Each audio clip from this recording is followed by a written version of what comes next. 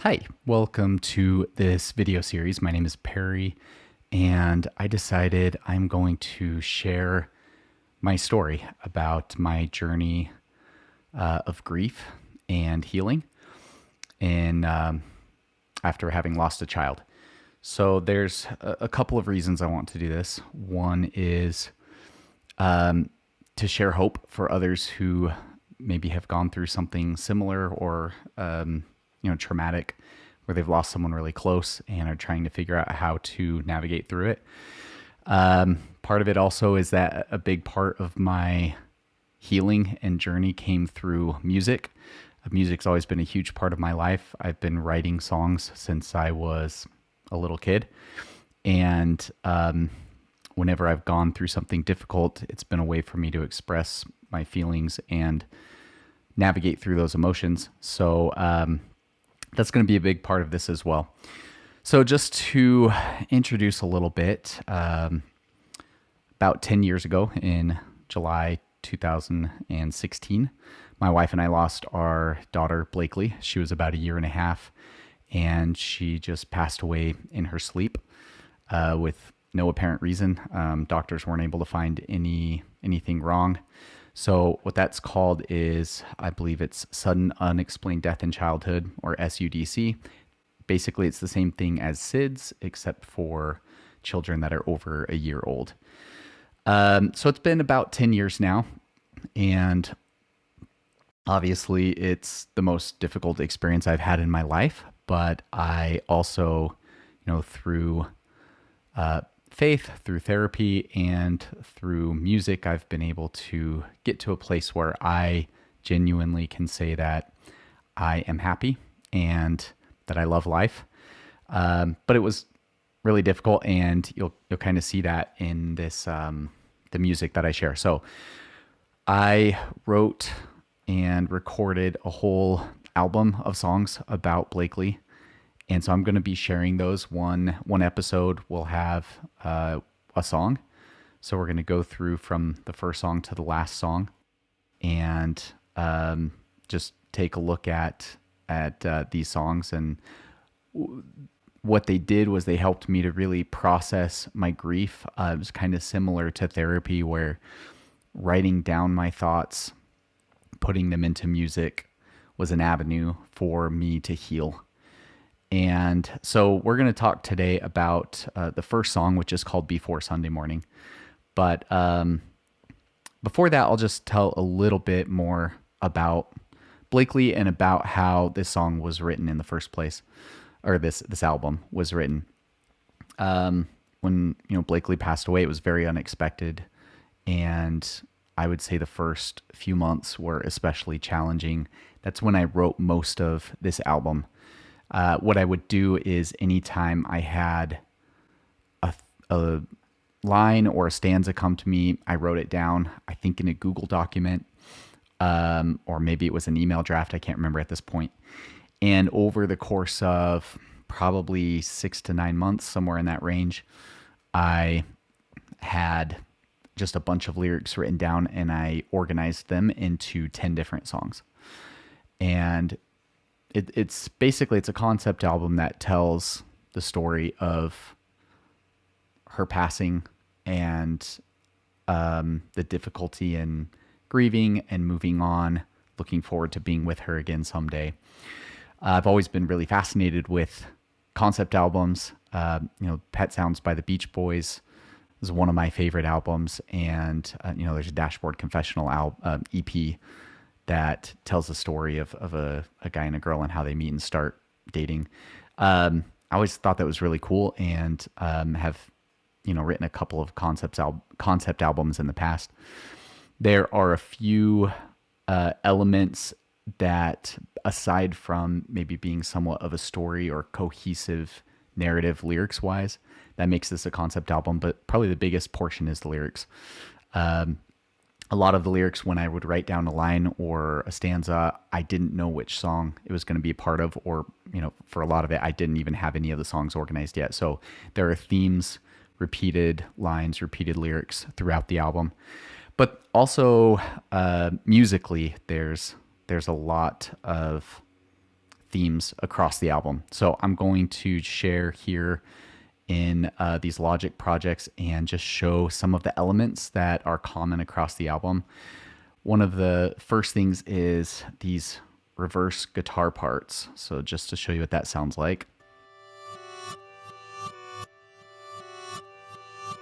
So I just played 4 different really simple guitar parts, and then I put a reverse effect on them. And every song on this album has that element there. It's different for every song, but very similar. The inspiration for this, I think, came mostly from an album by a guy named Ace Enders, the singer of the Early November, called Gold Rush. There's a few songs that have quite a bit of reverse guitars in there, and obviously he's not the only artist that does that, but that's one of my favorite albums. And as I started to record this, I decided I wanted that feel to be across the whole album.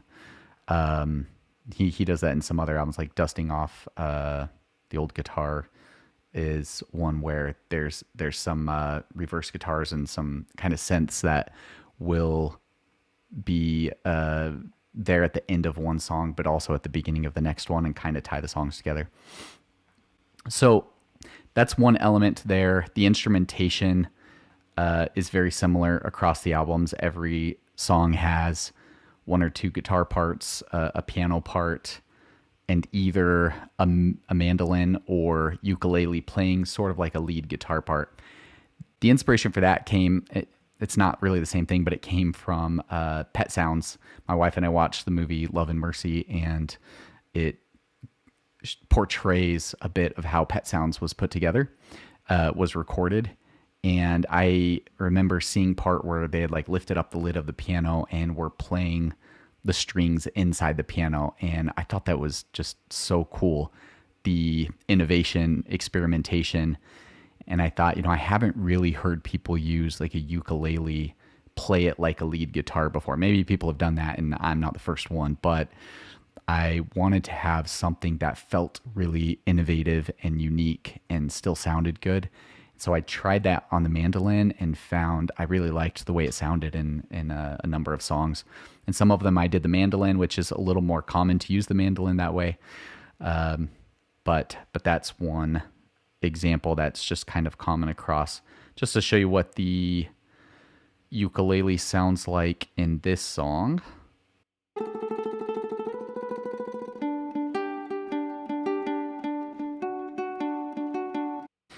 Strings is another thing that's just common across the whole album. I have either 4 or 5 different string parts.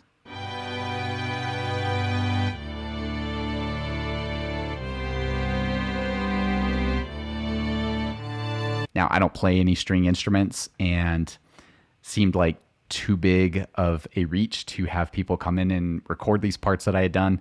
So I'm just using samples here, but I was pretty impressed with what you can do with samples. Use samples for the strings, the drums, piano. I did actually play all of the piano parts. I plugged in an electric piano, recorded in MIDI form. So this is actually me playing the piano.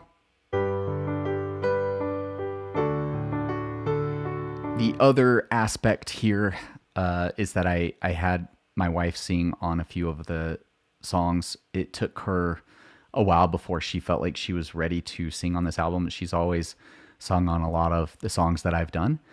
And so I just came up with a part for her to sing. And you can hear both of us singing the chorus here.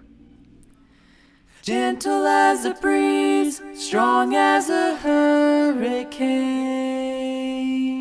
Hear kids in the background. And I hold on to wishing that you could be here. And then she sings again. the second verse on the song by herself. From the day you were born, I fell in love.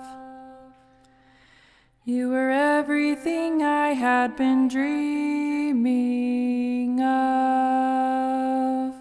All right, now let's just look at a portion of this song with everything combined. So here's the pre-chorus right after the second verse. And the light you brought to me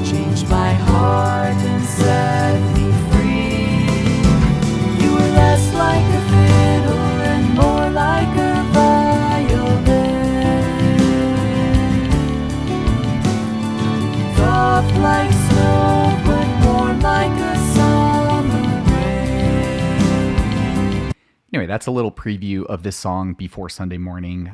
This song is really about Blakely, just in general. It does refer to her passing, and talks about her kind of in the past tense, but it's talking about before she passed away and the impact that she had in our lives.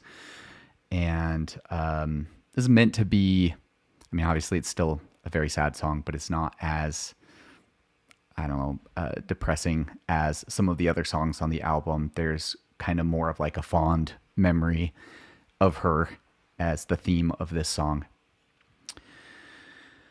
The other thing I want to just highlight here is,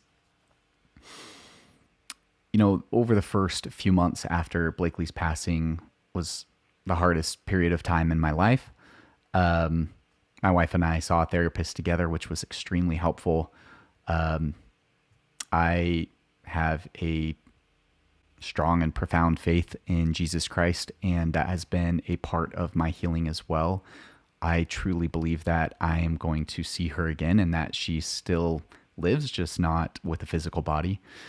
And that faith, that belief has really helped me to carry through. I feel really bad for people who lose a child who don't have that to hold on to.